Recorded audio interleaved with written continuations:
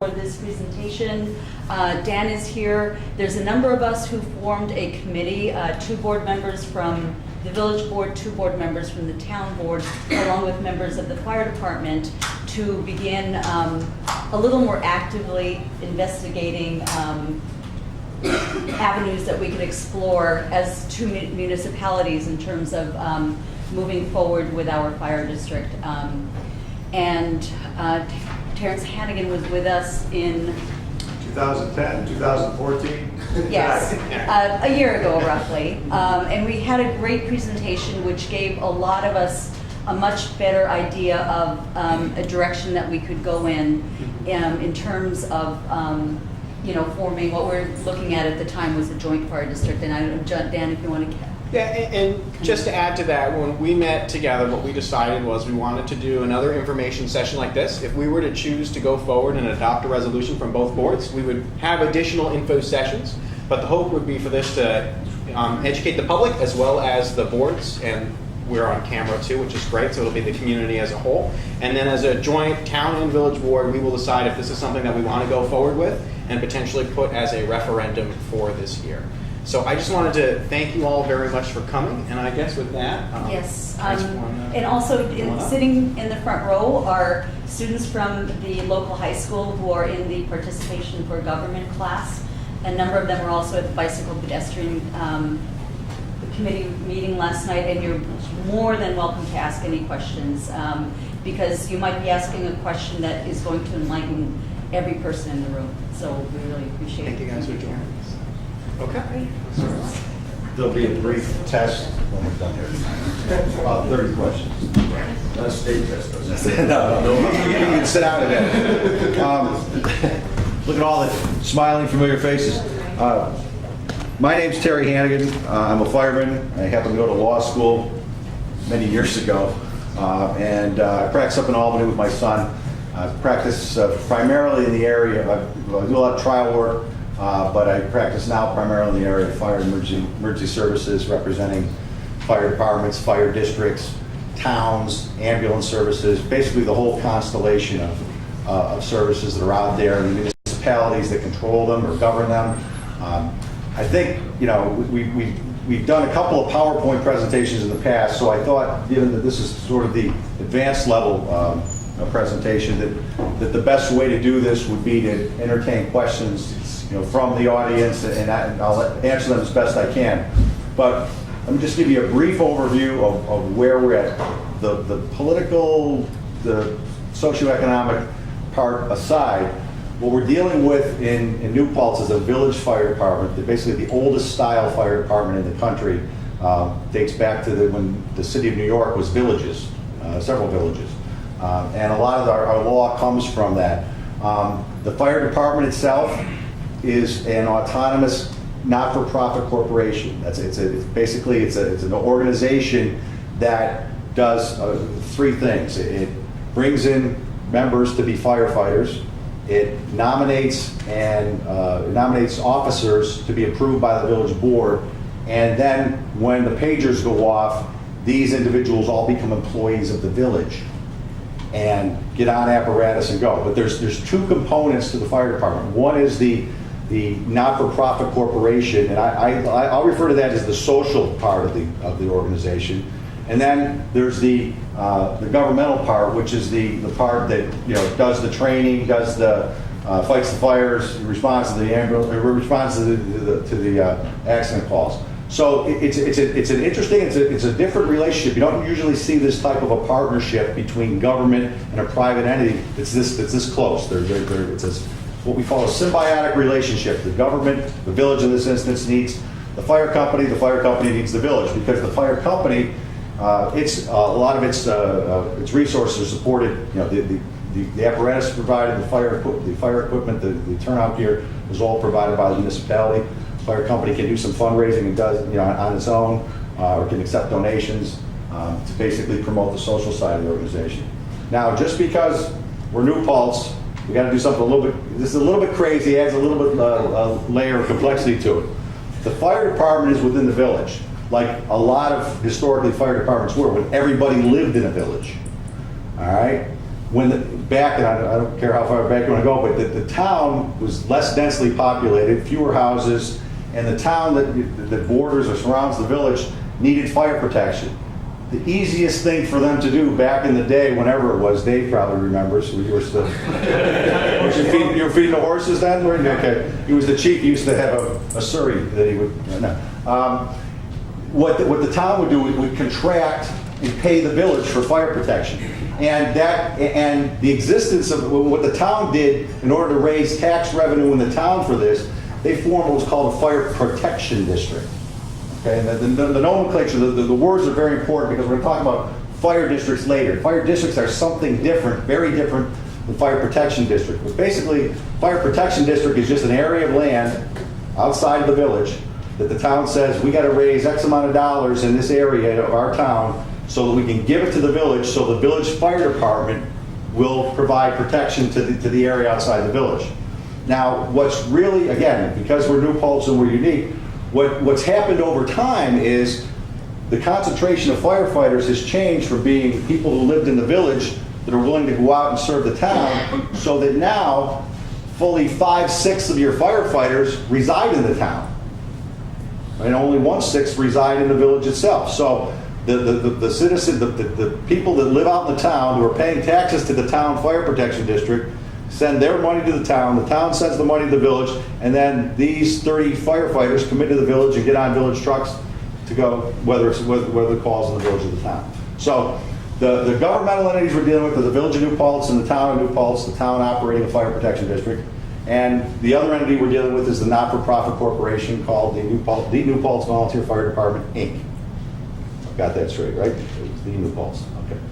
So what has happened over the last several years, in addition to the dynamic where the firefighters have started to live primarily in the area outlying the village, is that there's been a lot of pressures on primarily villages. A lot of, with the advent of the tax cap and now this tax freeze, it's becoming more difficult for fire departments or for municipalities to provide revenue or to provide it in an equitable way. So every local government is under pressure and under constraint to be able to provide the adequate resources for the fire service. The one thing that you have to bear in mind is the most important resource here, above all, is the human resource. And I mean that literally. You are not paying for firefighters. That's a substantial savings. If you want to pay for firefighters, it would be about $100,000 a firefighter. That's just a round number, but that's about what it costs to pay for a firefighter if you're having full-time firefighters. So again, I'm not saying that's a bad thing. I'm just saying that the human resource element is critical here. That you have to take care of the people that are donating essentially a big chunk of their lives for training and subjecting themselves to all kinds of terrible things that they wouldn't otherwise have to subject themselves to provide this service to the community. The challenge that we have here in this situation, again, it's kind of unique because the village formed the fire department, and the fire department really belongs to the village, is to come up with, even though it serves the whole town, is to come up with alternatives to the way the fire service is operated right now. Because as it exists currently, it exists directly under the immediate auspices of the village. Not necessarily a bad thing, but again, 30 of the 36 firefighters reside in the town. It's kind of the classic taxation without representation. They don't get to control, how the money goes. They're providing the service, ironically, but it goes back to the fire service in a roundabout way. There are other alternatives out there besides this village system. And we've already talked about two of them. We talked about the village fire department, we talked about the fire protection district, where a town can just designate an area, doesn't have to have a fire department in it, and they can contract with a fire department to come out and serve it, which is what we have currently in the town. The most prevalent governing system in New York is a fire district. And that's a system, it's akin to a school district. It's a self-sustaining governmental entity. It's run by typically 5 commissioners who are elected by the public, by the residents of that district. And I'm going to, for theoretical purposes or example purposes, I'm going to talk about forming a fire district, or what a fire district would look like in New Paltz. And for purposes of this discussion, The boundaries of the fire district would not be the village, they would be the town borders. So instead of having instead of having two different tax bases where the village taxes and then the fire protection district as it now exists, in one fire district you'd have a tax levy that would be uniform across the whole town, because the whole town would be included in it. And it would be governed by 5 commissioners. Interestingly, like the volunteers that serve the fire district, the 5 fire commissioners are prohibited by law from being paid. So they run for election, and and their job ostensibly is to do 2 things. They are the fiduciaries for the public, representing the public in terms of the provision of fire service. It's no longer a village or even a town responsibility. It becomes the responsibility of those fire commissioners to make sure there's fire protection. And they would then take over control or over the auspices of the fire company that's within the borders of the fire district, or if there's more than one fire company, all of the fire companies are within the fire district. What makes a fire district special, it has 2 powers. This is what really makes government government. It can do 2 things. It can bond, it can pledge tax money to buy things like fire trucks and firehouses. It has power to bond. And the other power is the power to tax, in order to pay for those obligations or to pay the support. And that's what makes a fire district like a school district, gives them their authority. They are elected officials, and by virtue of having a district government, they have that authority as a part of representative form of government. They can tax. But the control over which the fire district would exercise, the control the fire district would exercise over the fire company within its borders is a little bit different than the way the village does it, for a couple of different reasons. One, the fire district isn't concerned about anything but the fire protection. They don't have to worry about whether the toilets are going to flush in the morning or there's enough salt on the highways. They become somewhat experts in the area of fire service. They have to undergo, new commissioners have to undergo training every time they get appointed or elected. So there's a minimum 6-hour course. There's all sorts of other courses and training they go to. The fire district would have 5 commissioners. There's 2 other officers in the fire district, a treasurer and a secretary.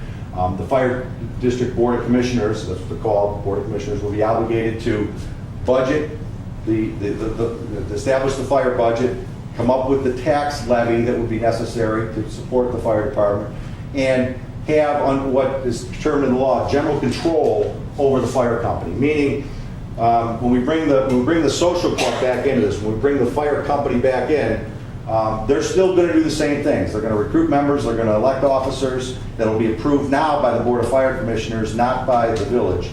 And they're going to supply the labor force for the government now, which is now the Board of Fire Commissioners of that fire district. The fire district's obligated to make sure that the trucks work, that they have the right equipment, that they have the right mutual aid agreements, that they have properly trained officers and firefighters, that they comply with all the OSHA requirements, all the state training requirements. It becomes the obligation then of those 5 commissioners to make certain that the governmental firefighting force is compliant with the law. I grew up in a city that didn't have a paid fire department. Most of my experience in my volunteer fire service career has been with, it's been with fire districts. I've been in 2 different fire districts. I'll dispel one myth right now. In order to be a commissioner, you don't have to be a fireman. In fact, you're not disqualified. The law says you're not disqualified from being a commissioner because you're a fireman.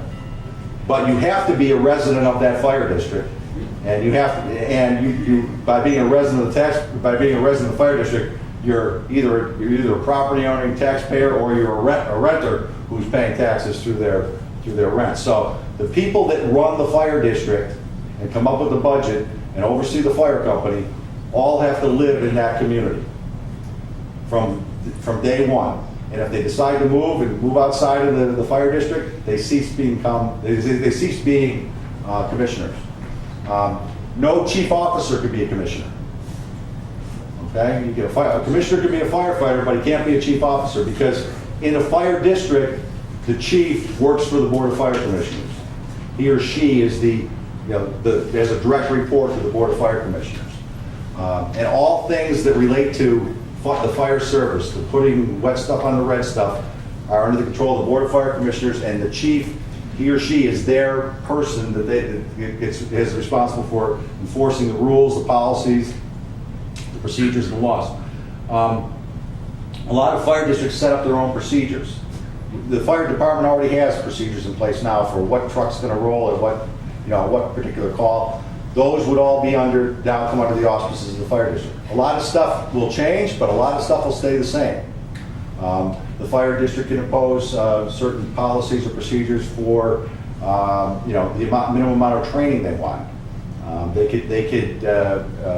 this is where the familiarity or the expertise of the Board of Fire Commissioners kind of takes it one step beyond what you currently have with the Board of Trustees. There's no way any village board member, any trustee, has the time to focus enough on the fire service to be as conversant as someone whose only job it is to focus on the fire service. You can make the same argument about school board members. I mean, the only thing on their plate is education. So it's the same. I'm not certainly not demeaning town board members or village trustees, but it's the focus of the Board of Fire Commissioners to make certain that there's appropriate fire service that's provided. We had a lot of interesting discourse. A few years ago, we actually had a hearing at the high school, and there were a lot of interesting suggestions. One person said, well, you know what? Part of your problem with the fire department is you keep running over to the college every time there's an alarm over there. You should stop doing that. It's tiring your people out. Well, by law, we have to respond to every alarm at the college because at Seton Hall in New Jersey several years ago there was a fire and their alarm system didn't go to the fire department and 3 people died. Two or three people died. So now it's state law in the state of New York that every time somebody burns popcorn or toast or there's an alarm malfunction at that college, your fire department has to respond. They can't wait for campus security to phone it in. They have to go. Having the college in this town is one of the greatest things, greatest assets of the fire service, and one of the biggest detriments because it generates a lot of calls that aren't real calls, but it also allows us the opportunity to bring into this community firefighters that we're borrowing from who live in other locales but come in and work while they're here. And some of them stay the summer, some of them just are here for the 4 years during the school year. That's a great asset. There's a lot of places that would love to have a college just for that opportunity. But it keeps the membership of the fire company robust. Unfortunately, we lose most of them when they graduate, but every now and then we manage to hang on to one. So that's just one dynamic you have going on here that a lot of places, a lot of villages wouldn't have. The issue with the sprawl, the development in the town, your tax base still is currently higher in the village than the town. But if you were to go to a fire district, every taxpayer would on their county tax bill that they get in January, if there was a fire district, it would be assuming the new Paltz Fire District. Everyone in the whole district, in the town and the village, would be paying the same amount based upon their assessed valuation, and they would see right in one line where they pay. Now it's not so easy to see, particularly for the village. Okay.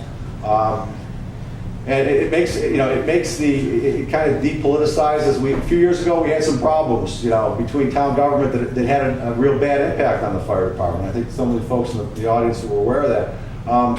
The last thing we ever want to do, the fire service should never be politicized ever, okay, ever, because it has a very adverse effect on that most important resource, which is the human resource. There's only one non-renewable resource in the world, and that's time. And I think you have to understand that the volunteers that contribute their time could be doing a whole host of other things. So you want to be able to take care of your firefighters. You want to give them everything they need, not necessarily everything they want, but everything they need to do their job. And they've got to feel appreciated. And when that happens, this relationship between the government, the fire district, and or whatever entity it is, be it a village, whatever, and the fire service works like a hand in glove. So what we talked about was we have this village in this town fire protection district. We have some options. We could morph into a fire district, and there's essentially 2 ways to do that. One is a joint fire district, and that's there's a specific provision in town law. It covers the village, but it's town law that allows the village board of trustees and a town board to decide, hey, you know what? We ought to form a joint fire district, and we'll select commissioners, or we'll decide to elect commissioners at some point in time, and then we'll go forward with this. That's one avenue, and it's, you know, may or may not be the most expeditious way, but that's what we were championing a few years ago. There's another way to get to that same place that, admittedly, I've just discovered by doing it. It's a little bit more obscure process, but you get to the same point, forming a fire district, by doing essentially three things: dissolving the town's fire protection district, just doing away with that by resolution. Having the town board vote to create a town-wide fire district, and having the village renounce its obligation to have a fire department. Every village by law is obligated to provide fire protection to the village, but there have been a dozen villages in the state of New York, my last count, maybe more now, that have asked their senator and their assemblyman to introduce a piece of legislation that basically says, we want to get out of the fire business. So the village could renounce it, the town could form a fire district, and it may, or in all likelihood, would not be subject to a mandatory referendum because they can do it by resolution. It's the same path to a district, but it's a little bit. It has three steps, but they're probably a little bit quicker than the two steps of the joint fire district. In either event, you will end up with an autonomous fire district that's governed by commissioners. If you do it the joint fire district way, you can have up to 7 commissioners. If you do it the traditional way, where we just dissolve what's here and create a fire district like it's a brand new day, you'd have 5 commissioners. They would be elected every December. You'd elect 1 commissioner for a 5-year term. Again, it's funny. They can't get paid. They can't get health insurance. They can get their time, or not their time. They can get their expenses to go to commissioner training paid, and maybe 1 or 2 conferences, but that's about it. Typically in a fire district, the money that's collected rolls into the fire department. The Board of Fire Commissioners' job is to, they not only have to pay for the fire service, they have to do long-range planning, figure out, take a look at how many apparatus do we need, how many we're going to have to replace, when are we going to have to replace them. They're going to have to be informed on both NFPA standards, National Fire Protection Association, and other governmental standards, OSHA standards, about having something as innocuous as having to replace the rubber on the vehicles. Even though they don't get a lot of mileage, they sit and you have to replace the tires after a while. Board of Fire Commissioners will be obligated to come up with a capital plan to say, hey, you know what, we have a firehouse and we're going to need a new boiler in 15 years, we're going to need a new roof in 7 years, all those types of things. And this will be appealing to the chiefs in the audience. The most appealing thing for a fire district to a chief is that all of the stuff the chief and the fire company does now under our current setting, establishing a budget, figuring out where they're going to get paper towels and light bulbs and how many pencils they're going to need, that's all done by the Board of Fire Commissioners. That's their job, to budget all the supplies, anything that's going to be necessary. And the chief will go to the board in September, in August typically, and say, this is what I expect my training budget to be. I'm going to need 1,000 feet of 4-inch hose, and I'm going to have to replace 3 sets of turnout gear at about $2,000 a piece. Okay, so the board has that. They'll factor that in with what's going to cost for fuel, what's going to cost for light, heat, telephone, and those types of things. But it takes a lot off of the chief and the social side of the firehouse from having to develop that budget, because all things fire-matic are now under the control of those commissioners. Have I completely bored everyone to tears yet? Because that was really the objective. Still some people who are awake here. Okay. I think I think that's I think what we're really talking about here, the 800-pound gorilla in the room, is really a fire district. And there are, like I said, the one we've always talked about was a joint fire district. I am convinced that we could do the other path that may be, depending upon the way the political winds are blowing or what the boards want to do, you could do this other path and get there perhaps even more quickly, as long as the legislature's in session and the village decides, hey, you know what, we want out of the fire business, let's get the legislature to pass a resolution, a law that allows us to get out of that. Because it would be like, it would almost like be, it's kind of the difference between a divorce and annulment. okay? If we were to go that way, it would be like the village never happened. Okay, we're just gonna form a district. If you go the other route, you gotta kind of undo some things, so. But I think ultimately we're talking about a fire district here, so I would love to entertain any question. I actually have two questions. One is that I was curious in how the fire district plays into a tax cap, and how if that affects any of the formulas regarding that. Okay, starting was 3 or 4 years ago, there was a tax cap, basically the 2% tax cap, meaning local governments weren't supposed to raise their tax levy more than 2% in dollars over what it was previously. Applies to all local governments. It would apply to fire districts as well. All right, so the fire district would be subject to a 2% tax cap. Just like a village, just like a town, by resolution they can exceed it, but typically speaking, we don't.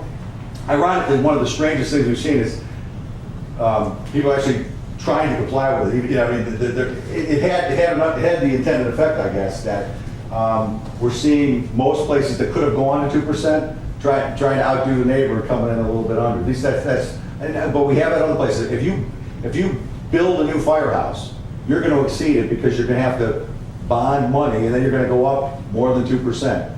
But and there's a specific exception that they put into law for school districts. It doesn't exist for fire districts, but they know they have to do it. I mean, that it has to be done. So fire district, for example, if the town or the village government falls just below the tax cap, the fire district cannot affect those other. Cannot. Okay. That's one of the beauties of taking it out of the village. And then one other question I have for you too is if the joint boards adopt a resolution and it goes to a referendum and that referendum passes, what would the process be to then establish the district? You said that the elections are in December, for example. How would that go about for electing commissioners? Okay. It's actually set forth in section 189A of the town law, and I'm saying that because I know where it is, but and you can look it up because I may get this wrong. Okay. But it basically comes in two flavors. If you decide to set up a joint fire district, you can appoint commissioners, or you can set up to be elected, which is typically what we see.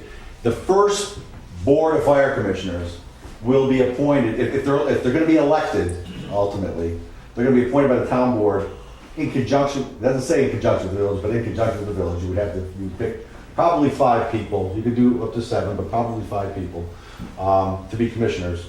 And then their terms would expire on staggered years, okay? And then the elected ones would expire first year, and then they would be voted. Whoever got the highest votes would be a 5-year, next highest vote for it. You know, it wouldn't limit anybody from running, but depending on the way the votes get accumulated, the first election, that would set the terms. If they're appointed, the board appoints for 5 years, 4 years, 3 years, etc. But then they have to keep reappointing.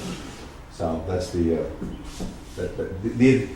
advantage to having them elected is that anybody can run, anybody who lives can run, and you don't need, you basically remove the town village dynamic from having to agree on let the electors, let the voters decide. So I mean, I know there are somewhere that they still appoint, but that's none that I've established, none that I've seen done in the last 10 years have been anything other than elected. Did I answer both your questions? You did, thank you. Okay, I need somebody to pick hands for me here, so we'll go with seniority. Thanks a lot. You went with beauty. I have a question regarding fire districts.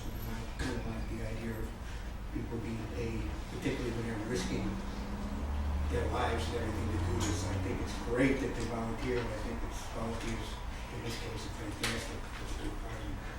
But is there a way to distribute the cost of the fire department in a fire district to everyone, and not just those that are on the tax rolls as paying taxes? In other words, let me see. Let's take the village. You have roughly 63% of people in the village don't pay taxes. Is there a way to assess them to pay their fair share of the cost. In other words, where, like for example, their tax exemption would not hold in the case of the fire district. The easy answer is no, but I will tell you that there are provisions for establishing like an agricultural zone or in some instances, special taxing districts. They're seldom used, and typically when you have a special taxing district within the big fire district, it's say for an area that doesn't have hydrants, or it's for an area that's 15 miles from the populated area where the fire, I mean, it's usually something other than the tax exempt nature of the property. So the real answer is no, with a little caveat, but I don't think it's going to take care of your concern. Thank you. Terry, my understanding is that one of the, I mean, I'm personally ambivalent about the structure. I can see the benefits of both. One of the things that concerns me as someone who's written the village budget 8 times, and given our school board history, is my understanding is that fire districts require a public vote for capital projects, for example, the purchase of a new truck or the expansion of a station. I'm not sure that's a selling point or a downside, but I was wondering if you might mention if you have any experience on the state of whether that's been an issue for fire districts, having the voters vote down, say, and we, for example, we just bought a $1 million something fire truck that we need. We have to have it. But just a few years ago in Highland, I believe it was a trucker expansion of the station that voted down by the voters. That was also necessary. Is that something? What do you see in those votes? I'll tell you, if I could predict how the votes were going, I wouldn't be standing here in front of you fine people tonight. I'd be back You'd be booking, yeah, right. No, it's actually the fire district can save money over years in a capital reserve fund. Like they're not allowed to carry a surplus, but they can squirrel away money in capital reserve. So typically they can do that. It's kind of a misconception that they have to go to the public to buy a truck. If they've saved enough money to buy one, which is $1 million, it takes a long time to save $1 million. Unlikely. What they do have to go to the public for, not necessarily to purchase it or to build a firehouse, but to finance it. A lot of places, though, will say, hey, we're going to go to the public and see if we get their approval to construct and pay for a firehouse, or to purchase and finance a piece of apparatus. And basically meld two questions together. They really only have to go to the public when we're gonna bond and incur indebtedness, when they're gonna basically take out a loan, if you will. So they don't have to, but a lot of places do. I had in a matter of a year a $6 million firehouse voted up and a $5 million firehouse voted down, and it has to do with I don't know what it has to do with, but it's up to the community. If they don't want to pay for it, and the commissioners can go out, they can do all the studies, engineering studies, say this is the best, cheapest thing we can do. And if the citizens vote it down, they vote it down. Does that have an impact? Sure. But it just got voted down not too far from here, up in Greene County. Those guys and ladies are still getting on the trucks. It's their community too. You may get to a point where they go back and retool it and come up with a different plan. But if the taxpayers don't want it, it doesn't happen unless, again, they have the resources already to purchase it.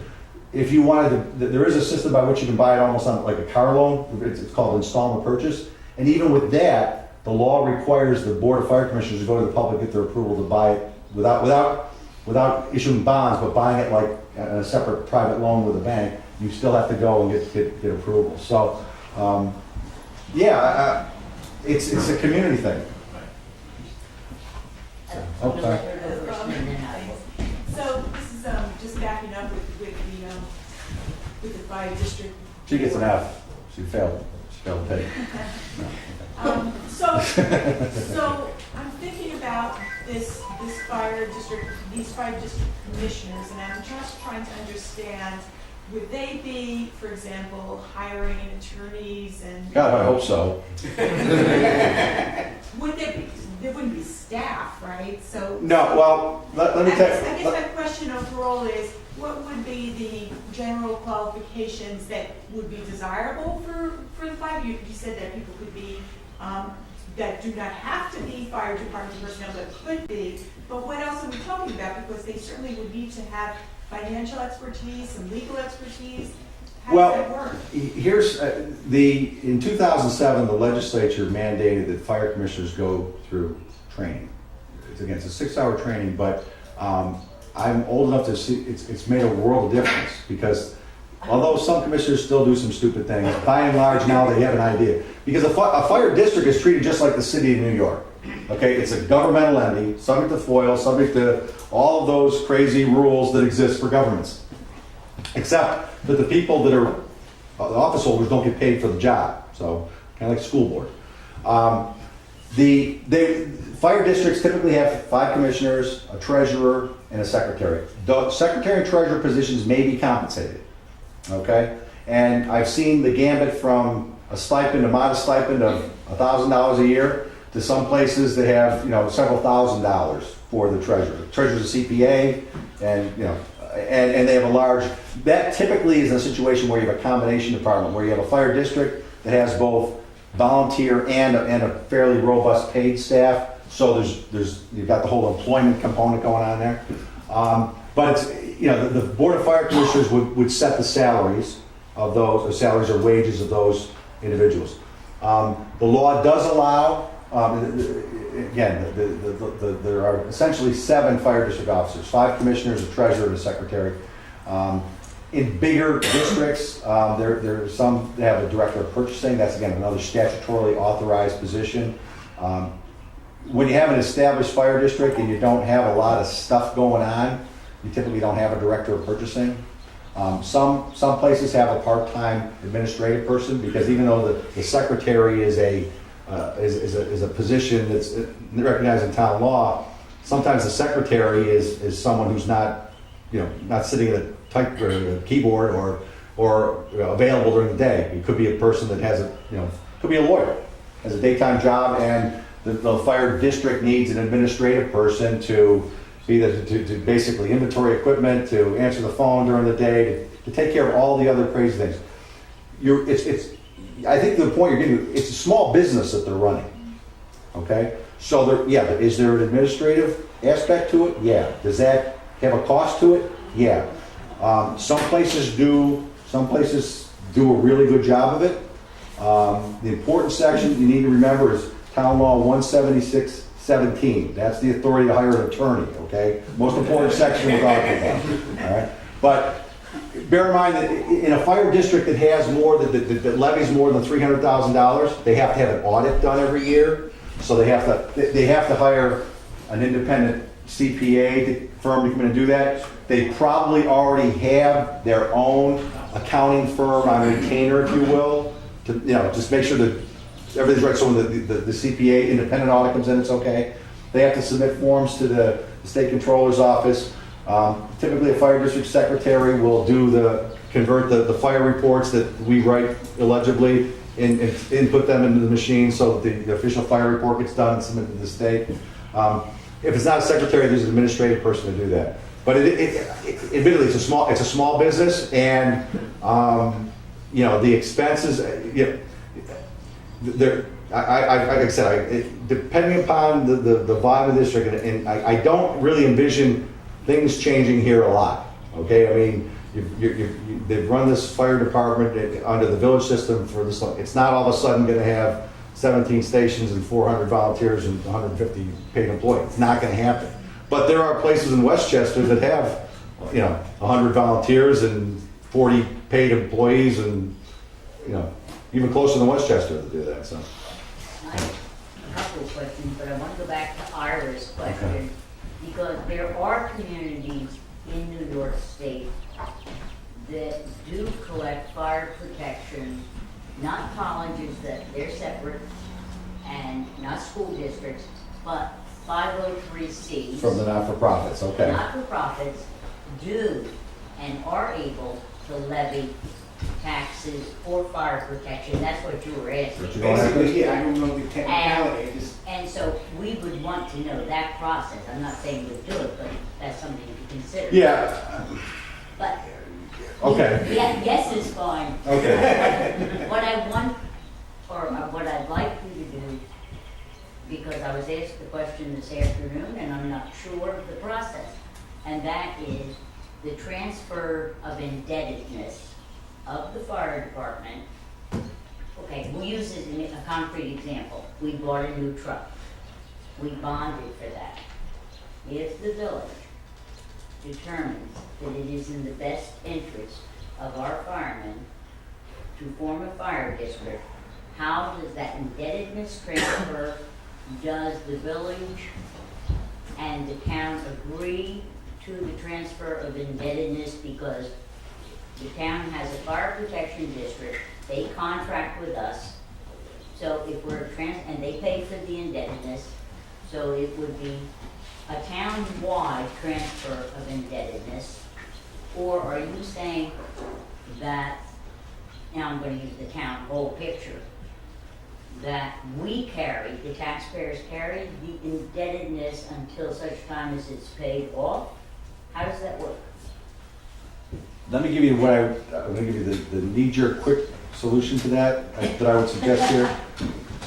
If a bond has in fact been issued by the village, they probably got a better rate than a brand new fire district would get for a bond. So what we would do with that apparatus, have an agreement, we don't have to agree with respect to everything, but okay, engine, I'm going to call it engine 1 for lack of better. You bonded engine 1 for 10 years. You'll lease that to the fire district for 9 years left, and they will pay you the money for that indebtedness. That will come up. Because, That makes sense. well, you know why? If the district bonds it, and you're gonna incur all sorts, they're gonna probably get a higher rate, you're gonna pay fees for, yeah. Transfer. So just, okay, well, here's what's gonna cost, we already got a schedule what's gonna cost, okay, that's first thing in the budget for the fire district. We're gonna pay the village up, but the village's gonna transfer the ownership, the village wants no liability for that apparatus. But we do it in such a way that there's not, the practical effect is the district owns it, the paperwork is, it's still the village's for purposes of the financing. So we're all paying. Yeah, for so this. you only incur all those charges once, that's the simplest way to do Yeah. that. I want to go back to what you first talked about, and Okay. that was there were 2 ways to do Mhm. this. One is a little longer, Mhm. perhaps in the process, it would be the shorter way. Okay, Okay.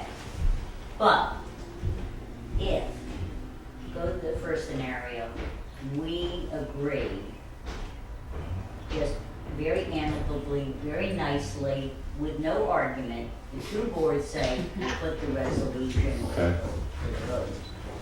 You said that the 2 boards would then appoint temporary, okay, commissioners. Then to be elected. Okay, now just say we did that process and the voters said yes, and one of the 2 boards changed its mind. Can it? It can't go back once it's done. But if they have, boards have to agree at some point on the appointment or the reappointment, that can become a point of irritation. What happens if one of the board fails to appoint their commissioners? Does the board that did the job get to do the rest? That, you know what, that's good for me because lawyers get involved in that. We create a whole bunch of nonsense over nothing. That's why I like them elected. You know, if you take it out of that appointment process after the initial appointment and make them elected, it's never a concern. Yeah, I mean, there The are appointment only lasts until. the first election. So it's a done deal. Now, take me in the second. The second scenario? We go to Kevin Cahill and John Bonsack and say, the village would like to get out of the business, and they grant that request. Then, and we go. Time's up. Paper signed? They got them sign on the front They got end. to sign before Okay. That's why you make them wait an hour before you sign it. No, that's the smart way to do it, because then they can just go. Anyway, Hey, you're back here. the question is then, in the second process, if the village acts to seek legislative action to go out of the business, referendum have to be held? And is it just within the jurisdiction of the village to create the fire district? That's a wonderful 400 level question. I'm glad you asked it. I'm going to give you the answer that's probably going to numb most people here. But the second scenario, we've got the joint fire district scenario, we've got a section along this. This other scenario is, it's not contemplated necessarily for this situation, but it works for a couple of different reasons. It would be like, assume there wasn't a village here at all, there was just a fire protection district and you wanted to form a fire district. That's the process we're following. The town board would say, we want to create a fire district. Okay? We're going to dissolve our protection district, we're going to create a fire district, and the town board does that. They would appoint the first commissioners, and they'd be elected, just like fire districts have been created for the last 70 years, since the early 30s in New York. The only thing you have to add on to that is the village going to this legislature and saying, we want to, because we're right now by law charged with having a fire department because we're a village, we want to get out of that. Village of Oneida, I'm trying to think of the ones that I should, there's about a dozen. If you look up in the village law, they actually list this, it's under the dissolution provision, but villages that have gotten out of the business. The advantage to that goes right to the heart of your question about a referendum. And when you create a brand new fire district, you don't need to go to referendum. Referendum meaning a vote of everybody. The town board decides. And they could do that. There's another, this is where it's going to get really heady, so stay with me here. Okay. All right, we have this thing called a service award program, which is for a certain number of years, you put time in, you get a service credit. And it's basically money, okay, that goes to the firefighters. And we have one of those. And when the law was written, the laws creating fire districts and joint, and the law for joint fire districts existed before these service awards were created. So the legislature went back later to hey, if there's service awards, we got to have them do something else. And what they decided with joint fire districts is that they said that if there's a service award program in place, the resolutions establishing the joint fire district shall be submitted to referendum in each such town and village. Okay, submitted to referendum. This is under Article 7 of the town law, which is and under the village law. But it says submitted to referendum, meaning my interpretation is to vote to a referendum. Not subject to permissive referendum, but subject to referendum. The same provision with respect to the startup fire district, if you went from a fire protection district to a brand new district, says the resolutions establishing the district shall be submitted in each such town in the manner provided. It doesn't say they should be submitted to referendum. It says they'll be submitted for ostensibly a permissive referendum, so if there's a petition process. I researched the devil out of this thing. I don't know why the legislature said submitted to referendum in one, and not, they were enacted the same day in 2004. I looked at the legislative history, I looked at the bill jacket, doesn't say anything about voting in any of them. But I think the interpretation, when I see the word submitted to referendum, even though it says under the permissive, it doesn't. When they say submitted to referendum, I take that to mean it's got to go to a vote. That doesn't exist in this second avenue that we talked about. So, like I said, in that regard, it may be less complex, maybe easier. But by the same token, you may want to go to referendum on this thing. So. I may have just wasted 4 minutes of these people's lives for our little discussion here. But well, there are questions that have to be asked, and so, but basically, from what you're saying, the first step is the better of the two choices because it keeps everything as it is now intact until such time as until the fire district is successful. Either way, I understand. Either way, you're going to get at the same place, and it's going to. All of this is going to be. All the words and whatever we do is going to take place in such a sequence that there's not going to be an interruption service. There's going to be adequate funding. If this thing grows legs and gets done, you could have a fire district in place for 2016. Or you could fund. You could start a fire district at any point in time and draw the funds that have been collected now. There's a certain logic to convening a board of fire commissioners so that a budget can be done in the fall. When fire districts do their budgets, they have to have them done in September. There's a public hearing on the third Tuesday in October, and then they got to get submitted to the town by early November. But all that process takes place September, October, typically. And then the levy comes out January 1. Now, last question I have is, the two boards agree, maybe, the two boards agree to form a fire district. We agreed to have a referendum. One side decides they don't want now to have a referendum, and yet it has been agreed upon, and for this instance, the village board has passed a resolution calling for referendum on its side. What happens? You don't have a marriage. They both have to agree. They do, even though they are a fire protection district and pay us to afford. Because what you're doing is you're getting rid of that and you're forming a joint fire. You're getting married, and you're going to appoint 5 commissioners. So if you have a referendum and it's voted up in the town and down in the village, or vice versa, you haven't got a marriage. Okay. Okay. Great, thank you. And that's why this other route to the same place might even make more sense even here. It's just kind of a crazy thing.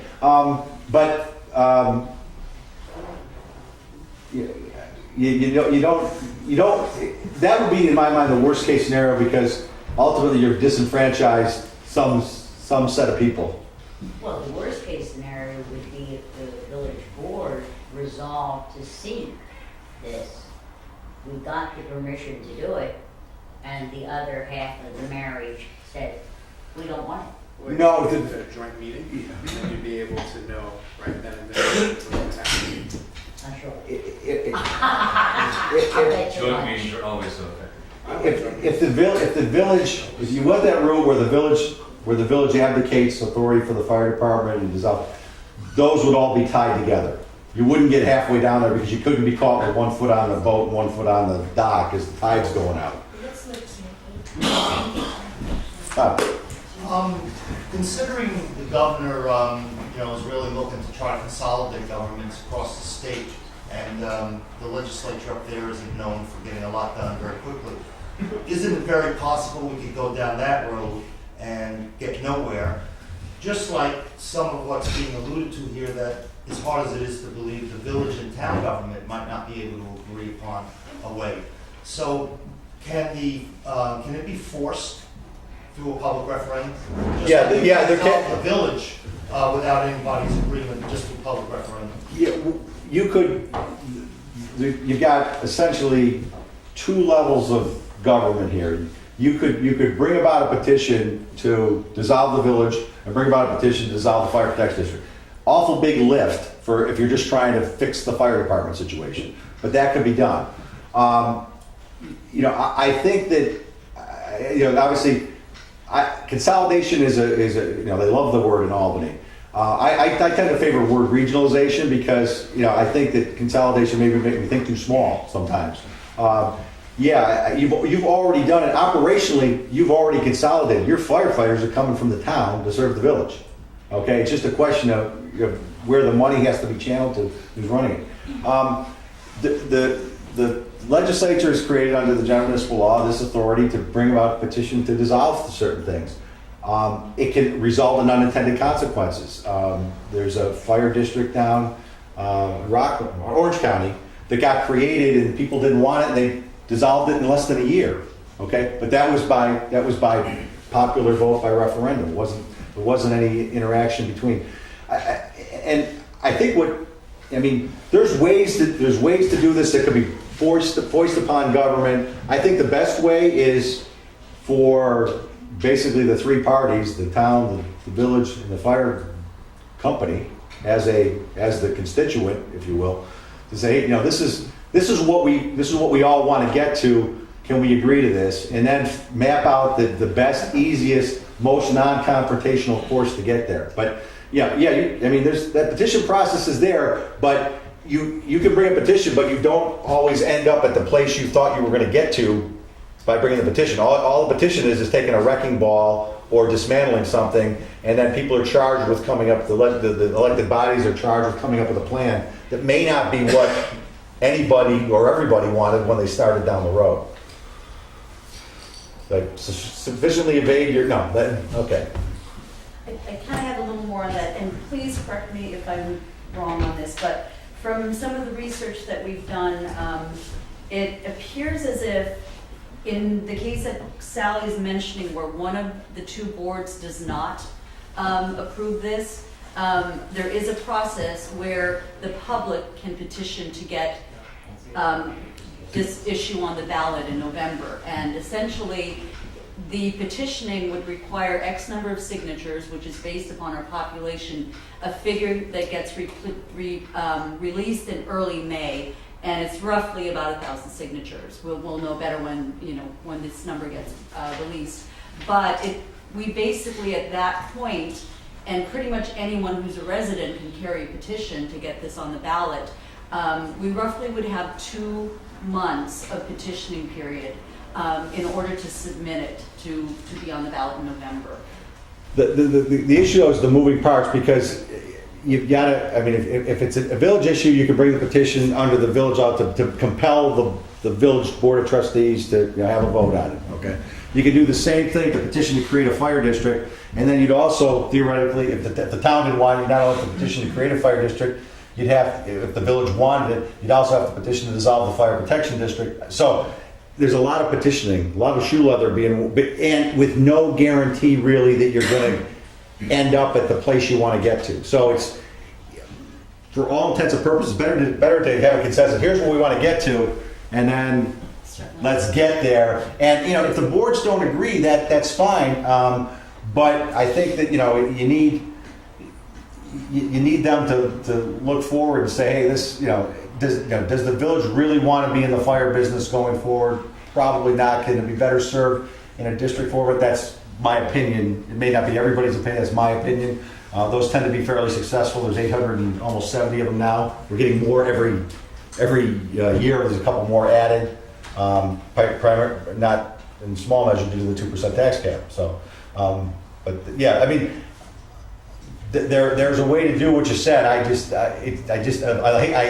like to avoid the controversy on these issues and with respect to the fire service. If you can't, you can't. But I have a few questions, mainly from people who could not be here this evening, who are very much interested in the topic and hearing more.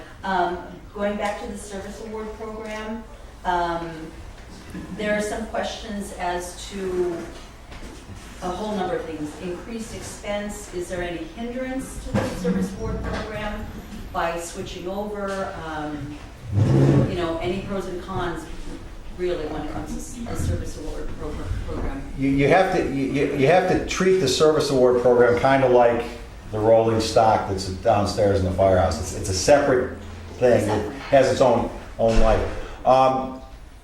Typically, the entity, the village established it, and I don't have the numbers on it. I'd be curious if it's fully funded now. If it's fully funded, great. If it's not, then we would have to come up with a way to fund it up until the point in time it's transitioned out of the village. Okay. There are provisions in both the general municipal law that govern service awards and in the town law that provide for the transfer of the obligation going forward.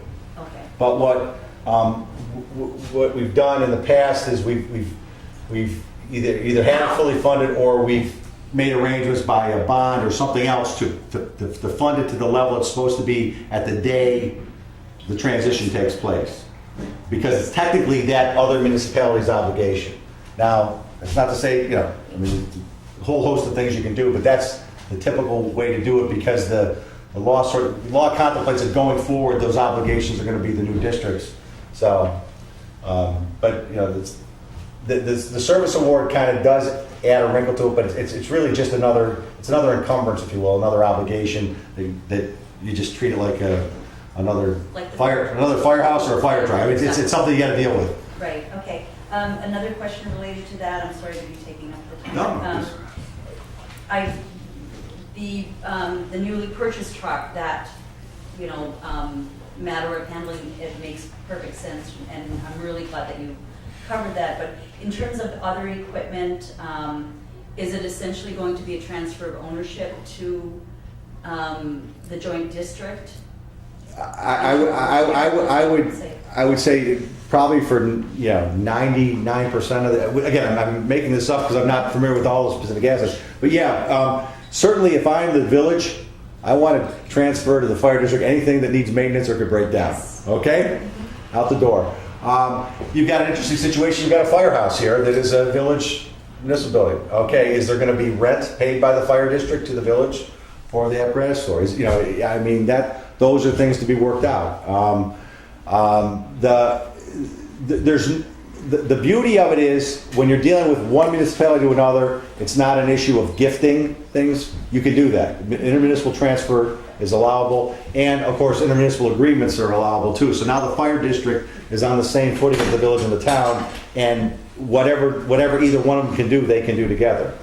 So if you're talking about there's a place that did a combined police fire station, a town and a fire district. And with the budget and the elections of commissioners, is it typically one commissioner per year, so every year you have? Yeah, it's typically one per year. You should have an election every year, but there are occasions where you have more than one if someone resigns and you have to fill a position. And then you typically have one 5-year spot open every year. Okay. And then you might have to fill a 3-year spot or a 2-year, depending upon when the person went. Okay. And now, is the public voting on the budget at that time as well? The public does not vote on the budget. That's completely under the commissioners. Yes, the commissioners decide the budget. They have it. They roll it out typically the last couple of days of September. 23 days before the budget hearing. Budget hearing is always on the third Tuesday in October, and then by the time they roll it out, it's pretty much finalized. But it's on a standard form that the controller issues. I mean, you can see what's being put away for reserves and whatnot. But that's public information that as soon as it's proposed. Right. Okay, that's good. And just probably my last question.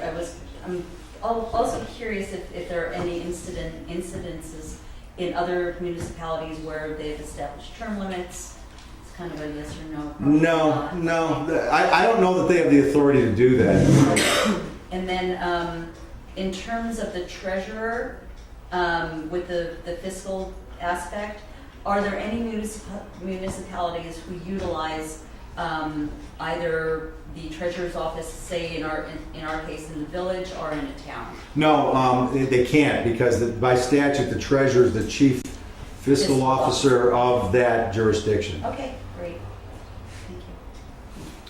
So with the districts being subject to the year-over-year, the budget is subject to a year-over-year 2% tax cap, what do you use as your baseline for the first year? Do you just carve out the department's expenses from the village budget? Yeah, there's I'm going to make you sorry you asked the question, but no, we have an idea what expenses are now for the fire department, and we have some idea what capital projects there are. There's a formula by which the Board of Fire Commissioners has to determine what's the maximum amount they can tax. Okay, and they don't tax to that amount. They then build their budget up, knowing they can't go over this hard ceiling, which is essentially $1,000 for every million of taxable valuation. So the budget is broken down in such a way you have to calculate your VFBL, which is your workers' comp costs, your insurance costs, your fuel costs. All those things are essentially you build up your budget. There are some places that have a problem with it, getting close to the ceiling. Most places don't. I don't think there'll be any issue here based upon what the facilities we have, the equipment we have, the debt service that currently exists. I don't see that being an issue. When you get a paid staff, paid firefighters, paid chiefs, that becomes a more critical issue because that's the labor cost that drives those districts. Sir. Yes, I'm not sure about this. Is it true that insurance companies have to give a certain percentage, a small percentage, to fire departments? And would that same percentage of the homeowner's insurance go to the fire district? Actually, they do that now, and the fire company gets it. It's affectionately referred to as 2% money. Foreign, foreign not as in Venezuela, foreign as in out-of-state insurers, if they issue a policy of fire insurance in New York, 2% of the premium goes to the firefighters, not the fireman side, not the government side, but the corporation side. And in a city, it would go to the firefighters union, and a volunteer service that goes to the fire company. There's limitations on what that money can be spent for. It has to be spent on the group as a whole, collectively. So there would actually be no change in that at all. So it would transfer to the district? It would still stay with the department. Oh. It would still stay with the company incorporated, fire, okay? It would be channeled through the district, but they would basically get the check and hand it over. Sir? Yes, good question. You have the tough ones though, I don't know. One of the biggest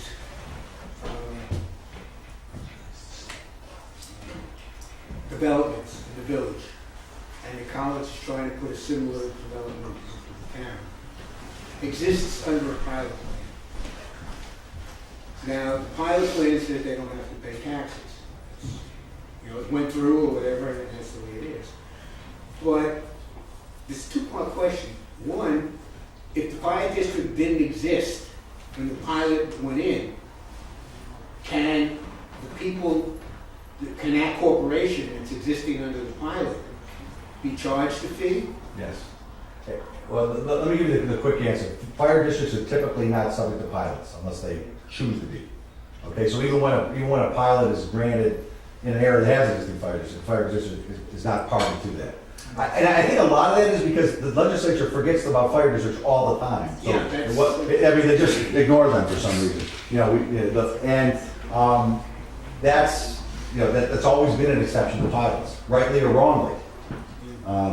Sometimes, most often rightly for the fire district because That's good to know, because like I said, I think fire district, well, I think fire, it's just something that should be, it just gives people their share. And I like the idea. Now, I mean, the college is trying to do the same thing. As a matter of fact, the college, when they went before the town planning board, said they don't need fire protection in their new development. That's right, that's undeveloped.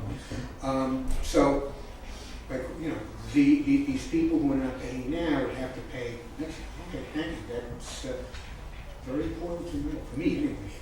It's one of the few taxpayers. Oh, you're the guy that pays the taxes here. Okay. Okay. I'm wanting to meet you. Okay. Good. I'm getting a little tired of it. I want to return to the last question that Rebecca raised. Sure. And that's on the possibility of, say, the treasurer in the village providing services. Is there a specific prohibition to that action? Because it's my understanding that in municipal law, a government entity can provide the same services for another government entity, even essential services, if they agree to that by an intermunicipal agreement. The problem is that the statute, the town law section, or Article 11, says that it designates there will be 5 commissioners and there will be a treasurer and a secretary. You get an incompatibility of offices issue with that. I mean, it would be a wonderful thing to author a letter to the Attorney General's office to see what their opinion is on that. My gut reaction and my visceral reaction is no. Can't do it because of the almost the sacrosanct position the treasurer has. You could, let me just throw out some incompatibility of office. You can't be a town board member and be a fire district commissioner because fire districts are born out of towns essentially, and that would be an incompatible office. You can't typically get an elected office, in both places. So I think if you have with a town government, village treasurer is elected, and a town is you have a town controller. It's appointed. Yeah. I would, if I was a betting man, and I'm not, I would hedge my bets that the town, that the Attorney General's office would say that a town controller could not be a fire district treasurer. But I will tell you now, I don't have a definitive answer on that, and it may be a great question to ask. And you know what? In this whole consolidation thing, may not be a bad idea. But there's always been, or has historically been, once a town literally gives birth to a fire district, that it's on its own and they shouldn't override, because the town technically is seen as one notch higher than the fire district, and the fire district's autonomous. So, I don't know that it should be prohibited. I think it probably is, but you might be able to get some clarification. I just want to know, is that a junior or senior level question? Well, you're junior high. No, this is, boy. So I just wanted to make sure I understood your response to Ira's question. So you're saying that the district does not receive revenue from recipients of pilots? Typically speak, when a pilot is negotiated, fire districts are not parties to that. So they levy taxes based upon the taxable value of the property. So has there been any mechanism created to correct that? I am not aware of a mechanism. I am not the definitive authority on that. I will take a look. I have heard that there is talk about including them. I've heard that some have even willingly participated. But typically under the, and it escapes me now, the legislation that for the establishment of pilots, fire districts are not seated at the table for that. But I'm gonna put an asterisk after that answer. I'll have to run that one out for you. There's some things that we used to be, matter of fact, fire districts don't participate in pilots, and then you hear, wait a minute, what they're doing something different, guy in Long Island. So I will run that out though and find out what I can find out. And the Association of Fire Districts is having their conference this week in Albany, so I'll bend the ear of someone a lot smarter than me.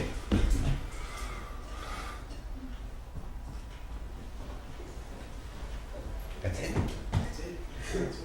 Okay, anybody needs the pig letter signed? Thank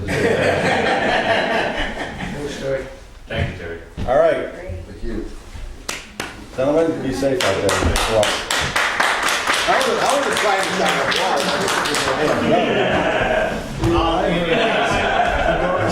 Anyone wants to talk about fire districts further? It's on the town agenda for Thursday.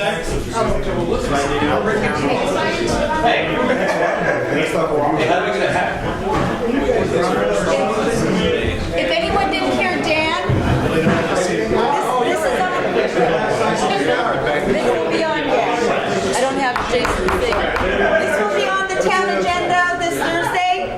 Yeah. The topic will be on the town agenda on this Thursday, so if you have questions about the town, Yep, this Thursday. if you have questions for the town in terms of where they stand as far as any of the board members, also, if they have any questions for those of us who participated tonight, that would be helpful too. 7:30. Community Center. All right, thank you guys for coming. well, let me check it out. That's what I think. I know that